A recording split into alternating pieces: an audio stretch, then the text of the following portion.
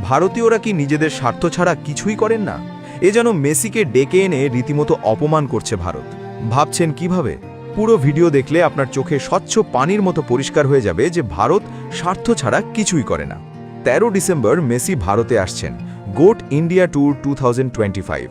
সেই উপলক্ষে আবেগের ধারা বয়ে চলছে পুরো ভারত জুড়ে। এতক্ষণ পর্যন্ত ঠিকই ছিল, কিন্তু ভারতীয় এক ফ্যান ক্লাব যা করে বসলেন তা রীতিমতো হাস্যকর ও অপমানজনক। তারা তৈরি করেছে চারপাশে ট্রফি ছড়ানো আর মাঝে একটি বসে থাকা মূর্তি। এটা নাকি মেসির রেপ্লিকা।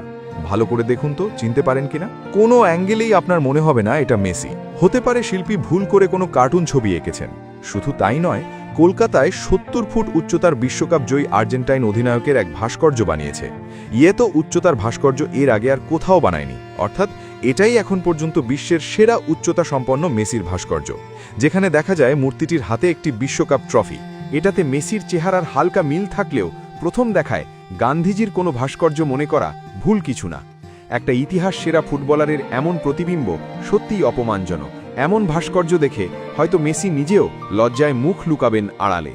এতক্ষণ তো ভারতের রেপ্লিকা দেখলেন, এবার চলুন দেখি বাংলাদেশের এক শিল্পীর বানানো বিশ্বজয়ীর ভাস্কর্য, যেটি বানানো হয়েছে সম্পূর্ণ কাঠ দিয়ে। হাতের নিপুণ কারুকাজ যেন কথা বলে, যেখানে মিশে আছে মেসির প্রতি এই বৃদ্ধার ভালোবাসার এক নীরব অনুভূতি। এখানে নেই কোনো স্বার্থ, আছে শুধু ফুটবল পায়ে মেসির ছোটে চলার গল্প। বিপরীতে প্রতিবেশী দেশ মেসিকে আমন্ত্রণ করেছেন নিজেদের ব্যক্তিগত স্বার্থে। মেসির সঙ্গে একটি ছবি তুলতে ভক্তদের গুনতে হবে 10 লাখ রুপি।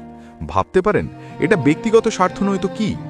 মূলত মেসিকে তারা আনছেন ব্যবসার উদ্দেশ্যে। এখানে নেই কোনো ভালোবাসা, নেই কোনো অনুভূতি। তাই ভাস্কর্যে মেসির প্রতিবিম্ব দিতে গিয়ে কি দিয়েছে তা শিল্পী হয়তো নিজেও জানেন না। আপনার চোখে ভাস্কর্য দুইটির মধ্যে কোনটি ভালো লেগেছে জানিয়ে দিন কমেন্টে।